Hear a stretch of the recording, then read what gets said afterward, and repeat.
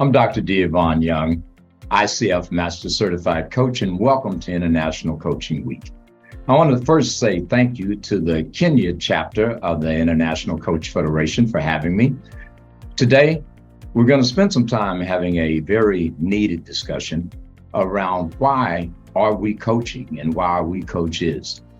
The theme for my conversation with you is coaching as a tool to enhance resilience and wellness in turbulent times. And God only knows if there are any turbulent times, they're definitely there right now. You know, going back to 2020, there was an inflection point in the national conversation about empathy. The toll of a devastating pandemic and economic recession, polarizing elections and political climates globally, protests over racial injustice and economic uncertainty, and this disparity brought into a sharp contrast the consequences that a lack of empathy has on all of us. You know, beyond that, I think it was probably around 2006, there was a young then Senator Barack Obama who warned us about the dangers of having what he termed to be an empathy deficit. He emphasized this importance for us to be able to get in someone else's shoes and to see the world through a lens that was different from our own. Well, it's been several years later, almost 17 to be exact. And this empathy deficit, as he termed it, is continuing to grow. We learned quickly during COVID that when you lack resources, when there is a supply chain deficit, when people can't find work, when their incomes are impacted, that leads us to a position where we are in a state of chaos. Not only that, this change that we need to see happen typically needs to happen at the top. Well, we as coaches, especially those of you who are executive coaches or who coach C-suites, you know better than anybody else that a deeper understanding of self-awareness, of empathy, and how to put those two things into practice. And let's not forget mindfulness. This is not only a skill, it has to be a state of being. One of the things that I want to talk to you about today is how do we as coaches address these turbulent times in which we live? Well, there's no secret here. It is difficult at best to have someone take something serious that they don't value. Now, you as a coach, I know this is going to definitely push some people maybe off of this video, but I hope it doesn't. My belief is that your clients are led to you. I don't care what you want to call it, karma, just synergy, divine intervention, however you want to phrase it. I truly believe that like attracts like. If any of you have seen any of my TED Talks about the law of attraction or know anything about that premise, and basically what it says is what you are is what you attract. Well, as a coach, more than likely, you went into this profession because you saw the need to help other people. You already had a gift. There was something inside of you that said, I probably can make a difference.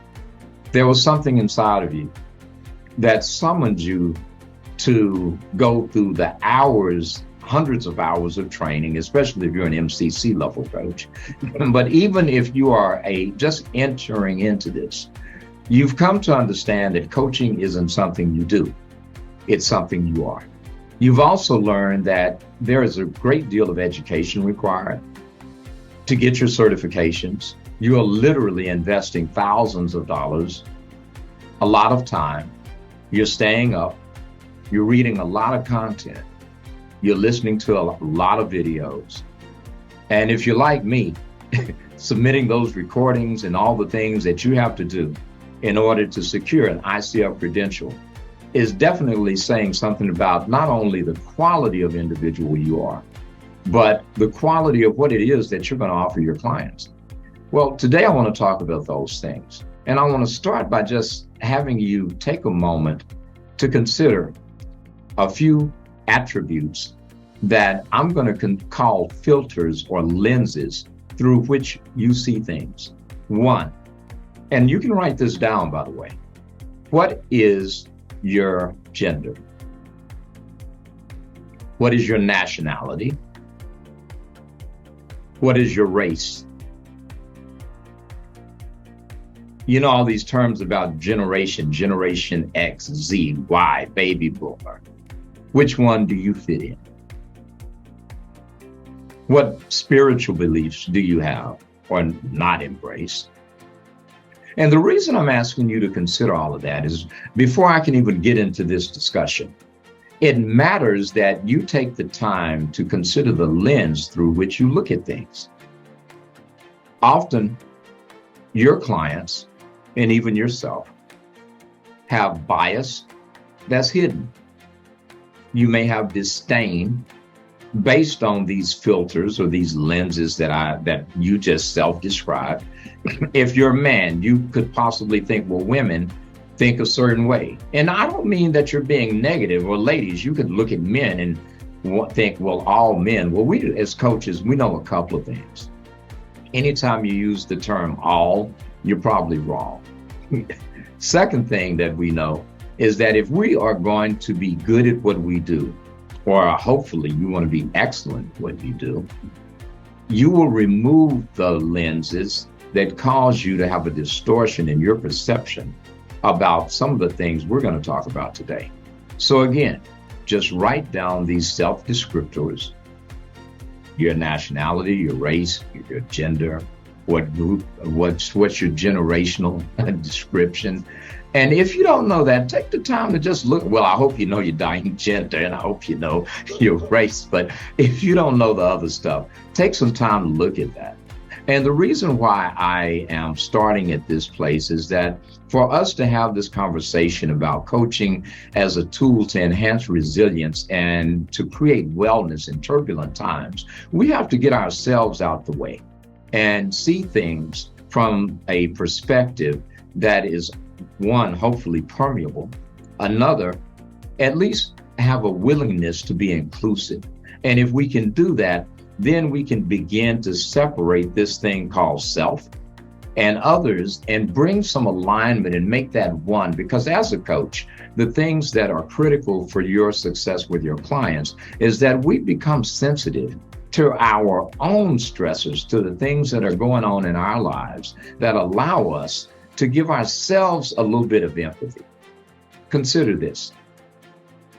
How can you be empathetic with other people until you become empathetic with yourself? If you are a single mom,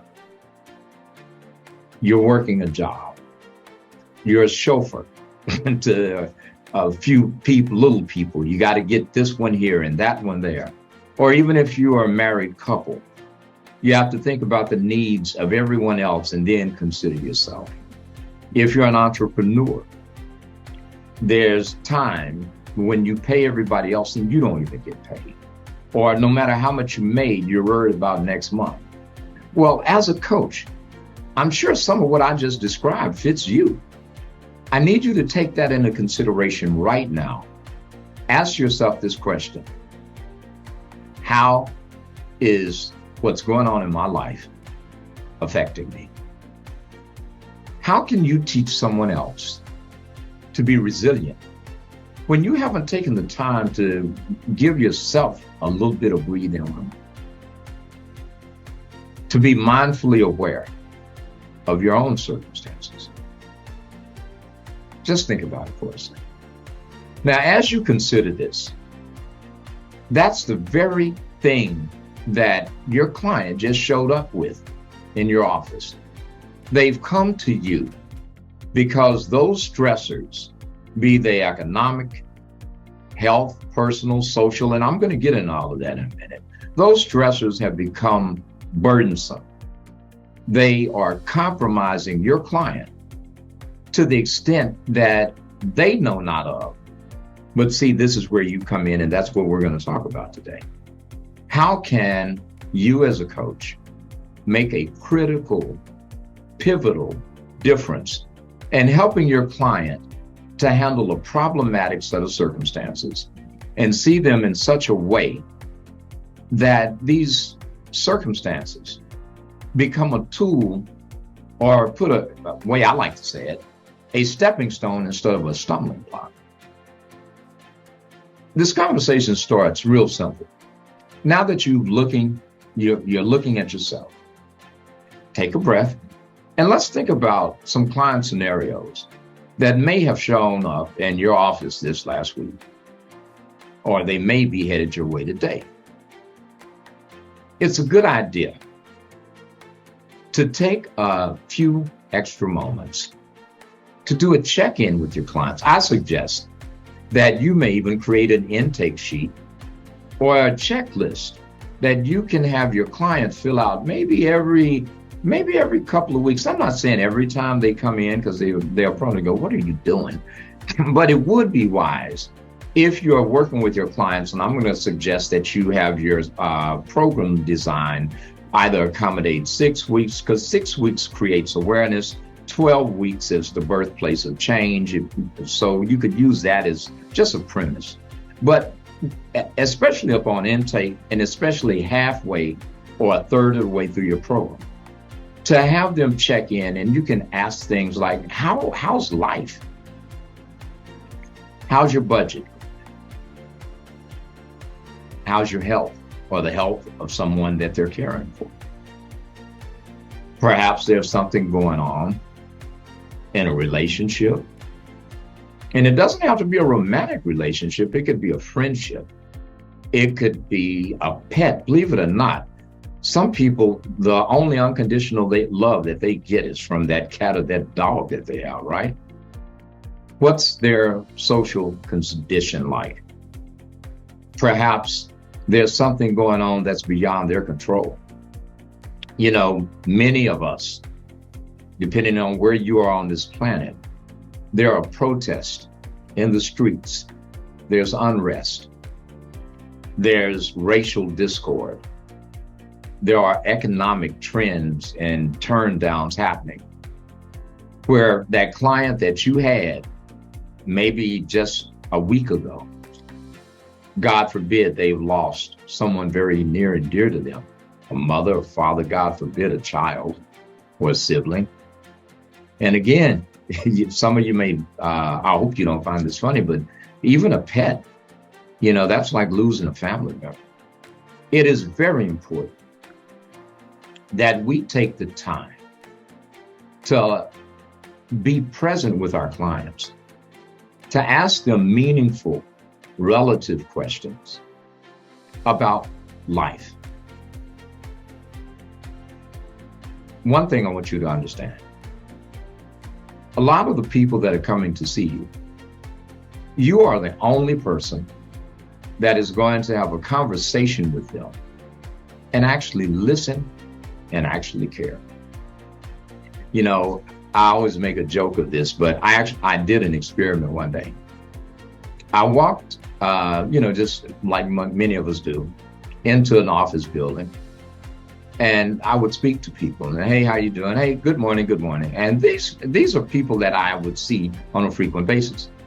So one day I decided that I would answer people like, if someone asked me, how's your day going? Or, how are you? I would give them some absurd answer like, yeah, I had breakfast with Satan, or I'm about to go and get castrated. And I would just say that in a matter of fact terms. And you know what most people said back to me? A couple laughed, only a couple. But about 80% of them said, okay, that's great. Have a good day. Now just stop and think. I just did a role play with somebody, and they weren't aware that I was doing a role play. But I said, hey, how you doing today? Hey, man, I'm good. How are you? Oh, shit, I just had lunch with, I had breakfast with Satan. Or I'm on my way to go get castrated. And they said, all right, man, you have a great day. What?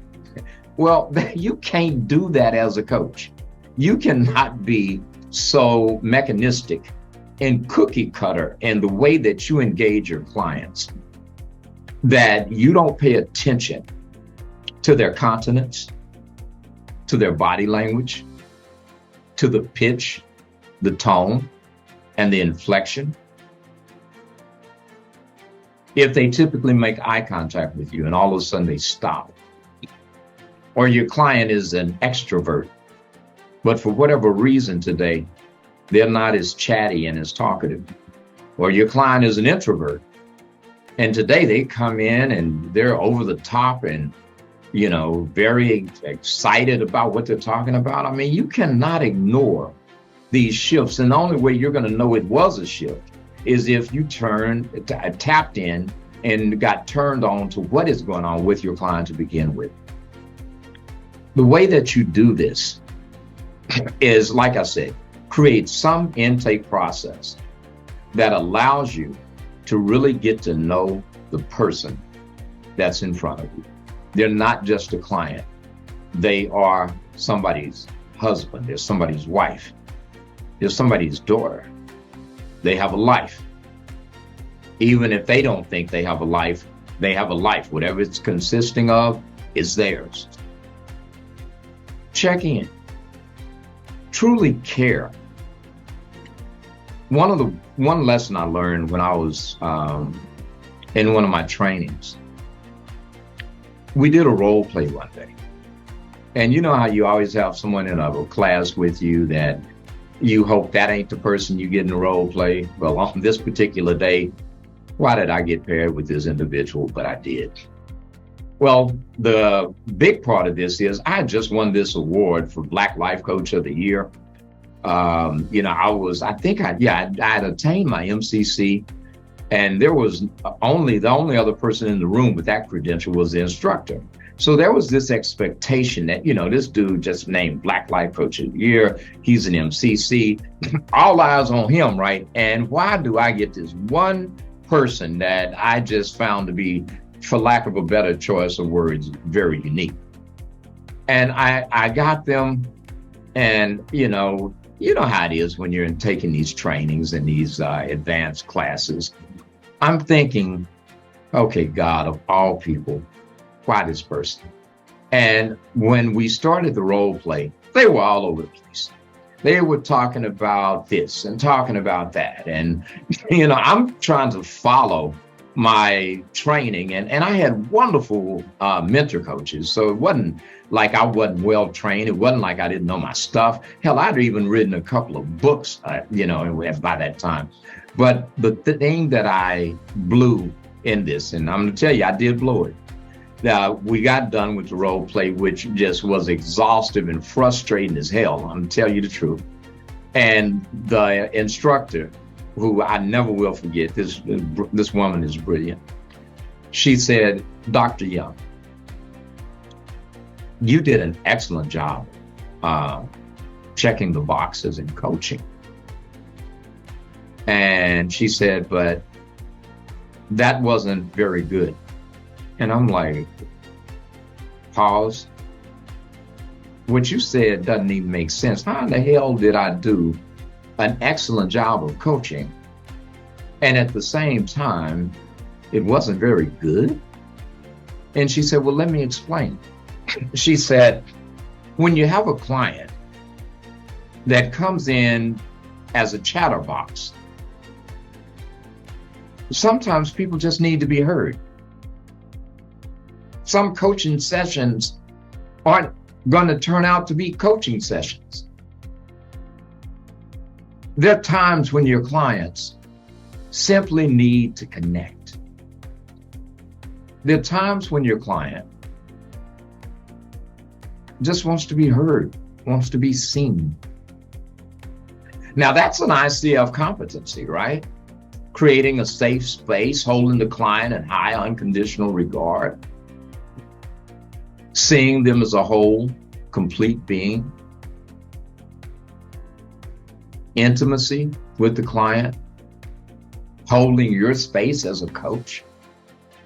See, the thing that concerns me most when I lecture globally, especially to people who've been coaching for a minute, it's dangerous when you become good.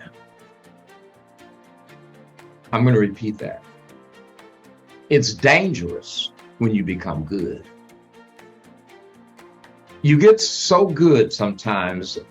There's my dad was a deacon at a church, so there was an old phrase that I would often hear my father say that, don't be so heavenly bound that you're no earthly good. And I'm going to say that's true about a lot of coaches. Going back to my topic, coaching as a tool to enhance resilience and wellness in turbulent times. Not having the presence of mind to be mindfully present, to center yourself before the session even starts, so that you are fully available to your client, so that you come into a situation where your client feels like, you know what, I am so glad to walk through this door. I've had a lot of my clients tell me that, and I'm going to tell you, some days I really needed to hear it, because as I'm sharing with you right now, hell, I wasn't having a good day my doggone self. How in the heck am I going to coach someone effectively when I'm not feeling good, which leads me to the next point. There are times when perhaps if you're not really present, don't even do the session. Now, here's what I'm going to tell you. Don't you dare wait and call somebody about an hour before because you just got a bill in the mail and cancel their session. That's trifling. But what I am saying to you is, if that morning you get up knowing, okay, I just buried my mom. It may have been a week ago. Hell, it could have been a year ago. These bills have me up to here. I don't know what I'm going to do. I just had an argument last night with someone that matters to me a great deal, be it a parent or a child or significant other. It is okay. Now, I'm not saying make no habit out of this, but it is okay. First, to check in with yourself and ask the question, can I do this today? Can I do this? And if the answer is no, or even if you have to think about it, that probably means no. Don't do the session. Simple as that. And if the answer is yes, and you're going to push through, it's not your client's burden that you made the decision to play like an athlete, play hurt. You know what I mean? And there's nothing wrong with it, because there's a lot of stuff you just cannot push back. You can't push back bills and keep canceling clients, because you keep doing that, you won't have any clients.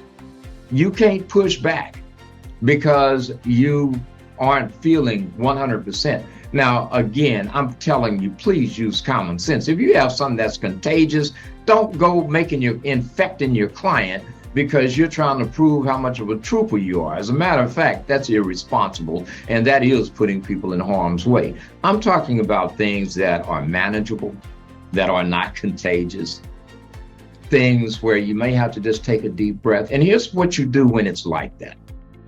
Simply let your client know, today the schedule is tight. We want to really make good use of the time.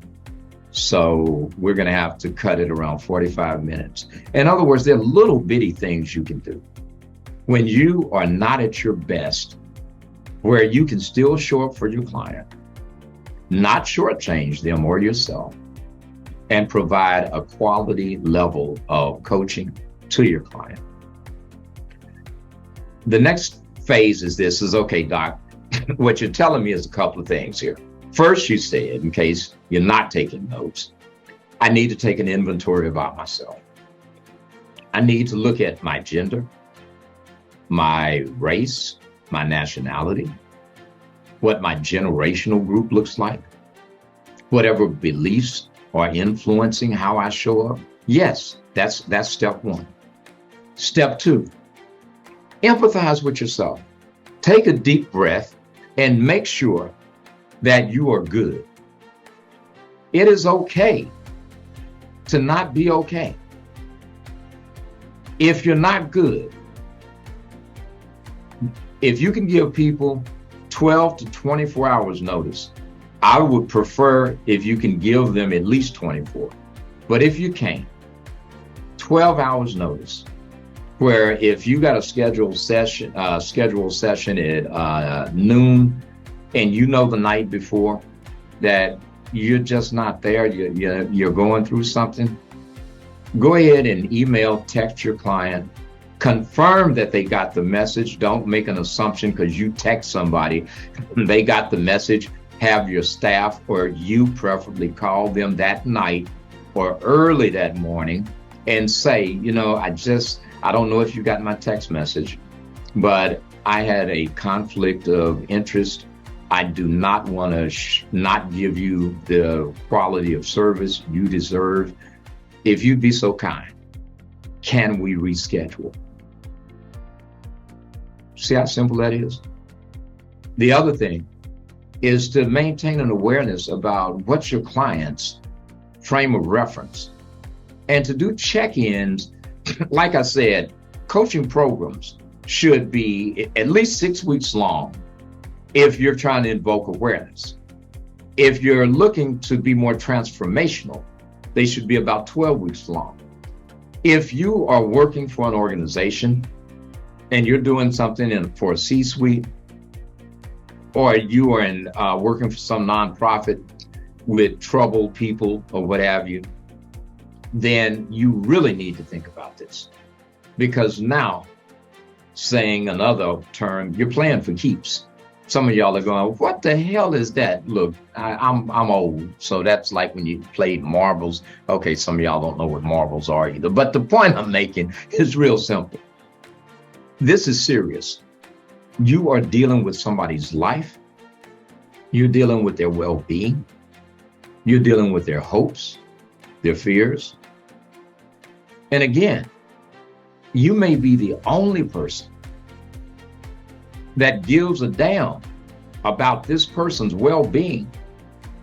You may be the only person that has actually taken the time to listen, to care, to not judge. You're the only safe space in this person's life. The other thing I mentioned is pay attention. Pay attention to body language. Pay attention to shifts in continence. Pay attention to tone, pitch, and inflection in the voice, and especially facial expressions when you're talking to your client. Here's why that's important. Our first language is never words. From the time that your mother has you in vitro, you are responding to pitch, tone, and inflection. As a matter of fact, I always laugh when I say this, a baby monkey or a puppy has more sense than a human baby. It's true. We don't understand anything. When people say, oh, my baby's so smart, your baby ain't smart. Your baby is reacting to pitch, tone, and inflection. And you think about it, how does a sane person talk to a baby? Hey, hi. They're very warm, very soft, very approachable tones, right? Now, when that little rascal starts trying to stick a fork in an electric socket and trying to poke you in the eye or something, you stop, right? It's abrupt, it's short, it's harsh. Pay attention to your client's pitch, tone, and inflection. It tells you far more than the words that they're saying. The next thing, facial expressions. That's your second language. I'm going to give you a quick example, okay? You're me, I'm my dad, and I'm in, I spent and don't think because I have on a suit, I'm a pastor, please, don't, this ain't that. But here's the point. My dad would be at church and I'd be in there typically acting a fool and talking like most little boys do. And he'd give me one of these looks like, now you know what that looks means. You know what that look means, right? Okay. Then he'd give me one like this. Now you know what that look means, right? I didn't have to say anything. What's unique about this is no matter where you are in the world, you may be in Kenya. I know this, the Kenya chapter is really influential in sub-Saharan Africa and Africa as a whole, but now it's very influential globally. You know that pitch, tone, and inflection and facial expression are language all in itself. Now you add the words, but you as a coach, when you're paying attention to all of that and body language, it's telling you a lot. And that's when you use reflections. I'm not going to get into the course on reflections, but I'm going to tell you, if you are an ACC coach or attempting to get your ACC right now, you ask your mentor coach or the people in your coaching program to suggest some reading on reflections and how to use reflections in coaching.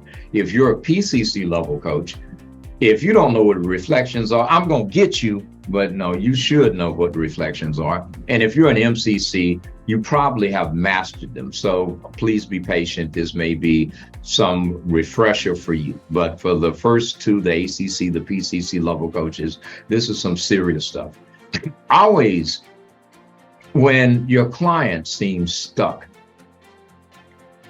it is not your job to fill up dead space with your quick retorts. Matter of fact, here's how you know you are not doing a good job of coaching. When you're talking more than your client, that's how you know you're not doing a good job of coaching, okay?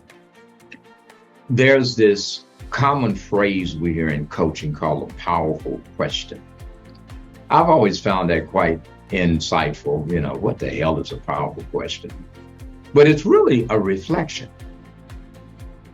And it's a reflection, can be simple. You know, like your client could say something and you don't have to say, well, you know, what I heard you say was. Matter of fact, if you're doing that, stop doing it. That is, just stop doing that. No.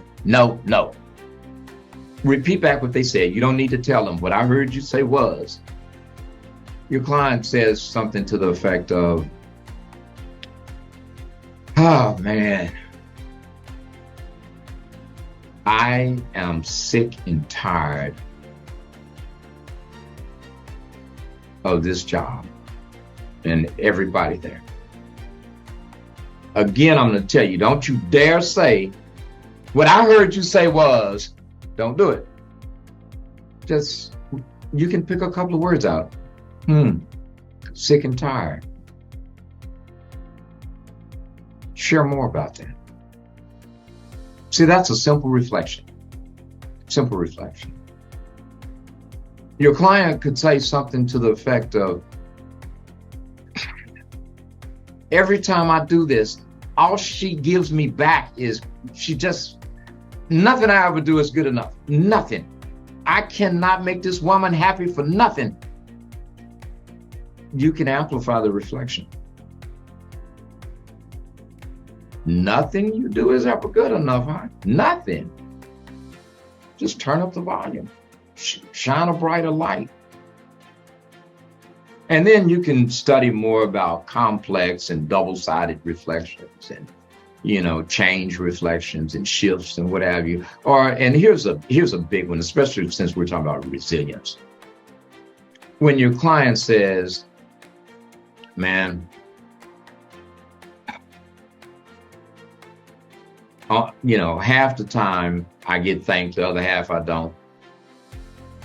The more I do for this kid, I tell you, I feel like I just sacrifice. And, you know, half the time he doesn't even appreciate it. And so you can shift that and just say, you know, 50% of the time, you do get a great result from the effort you put forth, and in the same percentage, this kid is aware of what you're doing. What can we do more of to continue to get that result? You see how I just took something that was dismal and negative, and just because I shifted it a little bit, it became something that was a source of hope rather than a point of despair. And speaking of that, a key tool and a milestone for coaches is helping your client to build self-efficacy. For you ACC coaches out there that don't know what that is, that's when your client taps into their strengths, to the very things that are indigenous or organic to them. Typically, it could be associated with a past positive experience. Think about it. What does it do when someone gets recognized for just doing well, for showing up, for surprising themselves sometimes and succeeding? Doesn't it make you feel good when somebody, even if you didn't do anything but just get your clothes right that day, somebody says to you, man, you look good in that, man. It's a nice suit. Ma'am, that's you're really pretty. I love your hair. I love that bag you have, right? That's something to think about. You can do that with your client when they come to you in a hopeless state, or maybe not even hopeless, just frustrated. You ask that simple question. I know, and say it somewhat like I'm saying it right now. I know you've overcome a lot.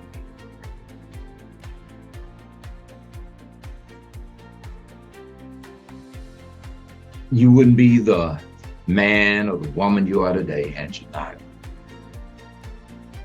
So in your past, when you went through something like this before, tell me about that. And be vague. Just say, when you went through something like this before, or the last time you were challenged with something that you didn't think you could accomplish and you managed to succeed, share about that. Because, a couple of things are true. Especially men. I know women are just going to give me the amen corner on this one. But men love to talk about when they were the underdog and they won. Well, it's not just men. Allow people to revisit those moments. And if they turn around and say something like, no, I never have good luck. I'm telling you, there's no such thing. Do that amplified reflection. You never, not one time, because if you never did anything right, why are you still alive? You did something right. You at least had enough, like my aunt used to say, she got enough sense not to kill herself. You did something right. And by you being the person to remind your client that you are so much stronger than you think. You're a lot smarter than you know. See, I'm going to point something out to you. If the reason your client is successful is because they tapped in to you and you shifted from coach mode to consultant mode, from coach mode to mentor mode, what did your client learn? Nothing. Absolutely. If anything, you're creating a dysfunctional codependent relationship. As a coach, your job is to help build resilience, increase their capacity, and the path to that is self-efficacy. Now, how much time do I have left before I'm at 45 minutes?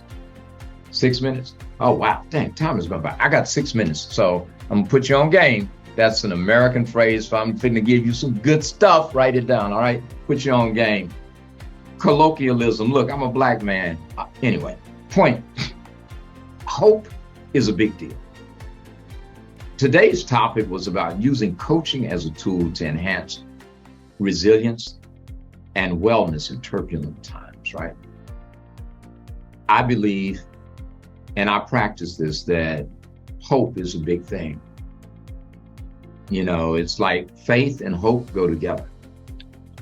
Your faith in your client is the source of their resilience. And another coaching tool is the use of hope and the use of faith. I read somewhere where it said, faith is the substance of things hoped for, right? It's the evidence of what's not seen. And it's true. When your client doesn't have faith in themselves, you have faith in them. Demonstrated by evoking awareness, provoking thought. See, when you want to use what I say, hope, the technique, there's a term called the generative moment. And that's where you and your client typically can brainstorm the possibilities. And again, this goes back into that powerful question. I think that is such an overstated phrase, but it goes back into when you say, and here's the way you can do it. You can say to them, okay, we have a problem. You mind if we brainstorm it? Your client agrees. Again, always put your client in control, because it's about them, not you. Because you are not being a mentor, you're not being a consultant, you're being a coach. You say, I'll throw out an idea, then you throw out an idea, and we're not going to judge the ideas. But what's another way we could look at this? If it's a matter of a paradigm shift, what's another way we could do this? If this is logistics, or if this is something that requires us approaching something a certain way, what's another way we could see it if it's creating disdain? What are the possibilities? You can evolve their conversation beyond that by asking your client to envision. Let's say you had what you want. Tell me how that would make you feel.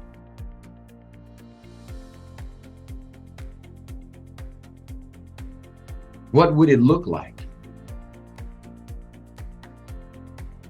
And be quiet after you make these statements. Just, okay, tell me how that would make you feel. And then point out to your client your observations and the shift change of the pitch, tone, and inflection in their voice, their facial expressions, their body language. I just noticed when you were saying that, this smile came over your face. I just noticed when you were saying that you lit up.